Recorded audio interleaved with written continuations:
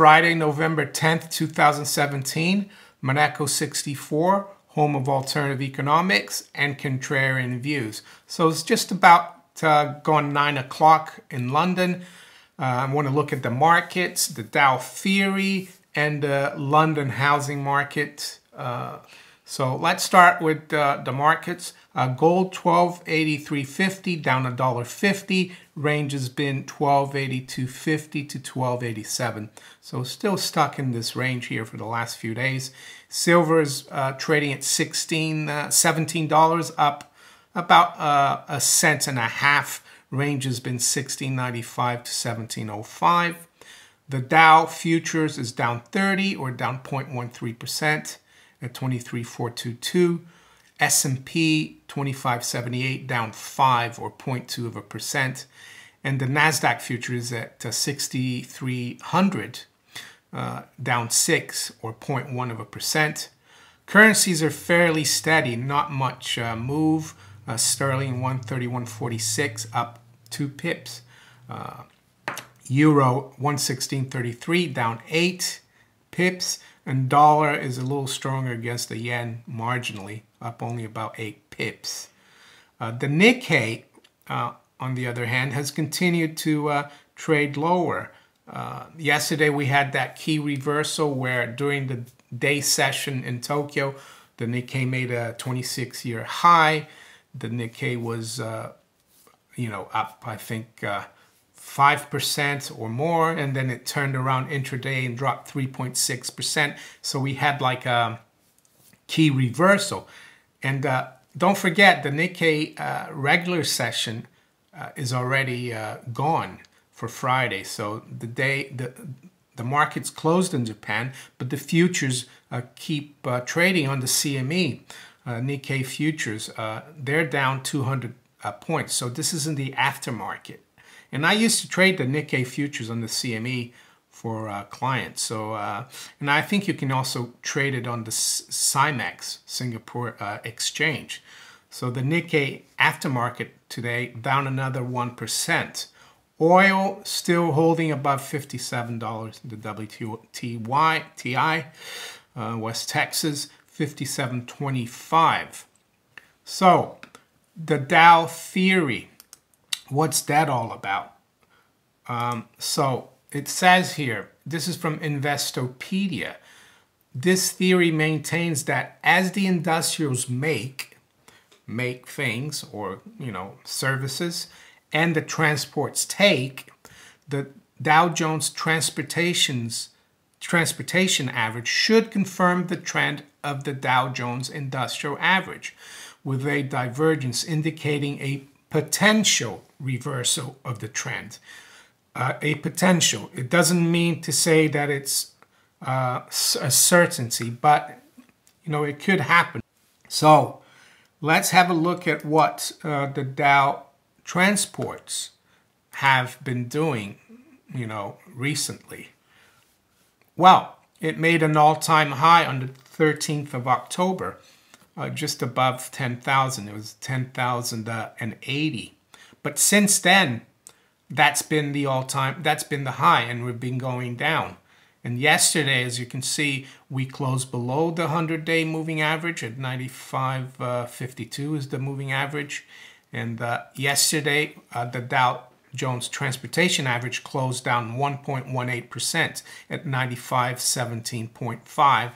The Dow Jones Industrial Average, of course, finished down 101 points, which isn't a big percentage move, but it's significant. It's a triple-digit drop, which we haven't seen in ages. We came back from a 1% drop intraday, and we finished down 0.43%. But what I wanted to show you as well is that the Dow Jones Industrial made an all-time high on the 24th of October, which was, 10 days after the transportations. And then it dropped the next day, and you would have thought, oh, the Dow Jones Industrial has confirmed the transportation. But then, we've rebounded, and we made a high as recently as Wednesday. the 7th of November at 23,602. So you had a high on the 13th of October in the transportations index, and now you've had a high almost a month later in the industrial. And so the transportation index is not confirming this high. So there is a potential here for two things to happen. Either the transportation index catches up with the Dow and makes a new high soon, or the Dow Jones Industrial continue to correct here and basically confirms the top from October 13th in the transportation index.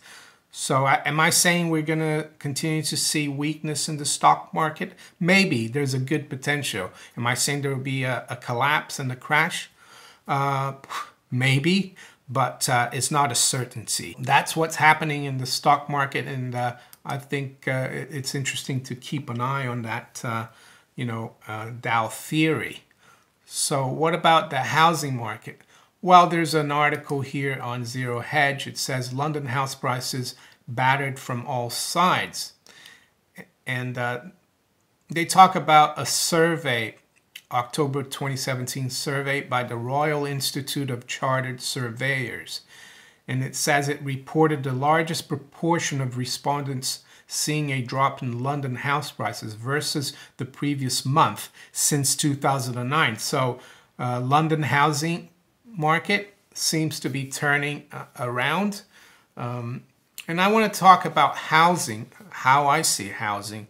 I see it as something that you need, a basic necessity, just like you need food and energy to survive, transportation. You need shelter. So you buy a house or you rent a house because you need to live somewhere.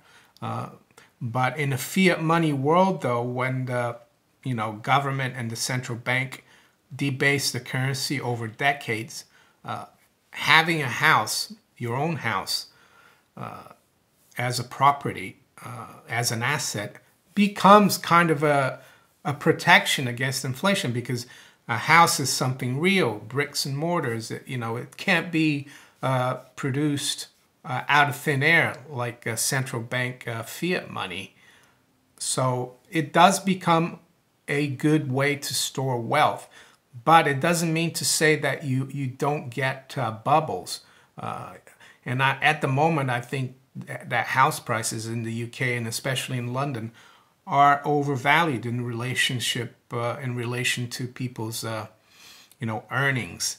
So if anything, I would say this is a good thing especially for the younger generations, because their wages and their salaries haven't gone up as much as housing has in the last 25 years, where their parents are earning almost the same when they started out, and house prices were like £100,000 on average. Now house prices are maybe 300, 350 on average, or maybe even more, and they're earning about the same that their parents earned. So it's a good thing. It's a bad thing, of course, for those people who have jumped on the bandwagon and taken huge mortgages. I was reading the other day that a lot of the city workers, city traders, people who work in the banking industry, they take 400 or 500,000 pound mortgages like it's just like nothing. And those are the people that have to worry about it. If the market turns around, there's something called negative equity. They might have put down 20%, and the house prices drop 30%, and they have a huge mortgage. They lose their job. That's a bad thing. And also to people who have used the low interest rates to get into the business of renting houses or homes, and buying second homes, third homes, fourth homes, taking mortgages on it and renting it out, and making like a fairly good margin with the rent. those people have to be careful as well. You know, especially with interest rates having gone up the first time in 10 years. There's nothing to say it couldn't keep going up. So that's UK housing, London housing. So if you enjoyed this video, please like, share it, subscribe to my channel if you haven't yet. And you can also follow me on Twitter and on steemit.com. I'll talk to you later. Bye.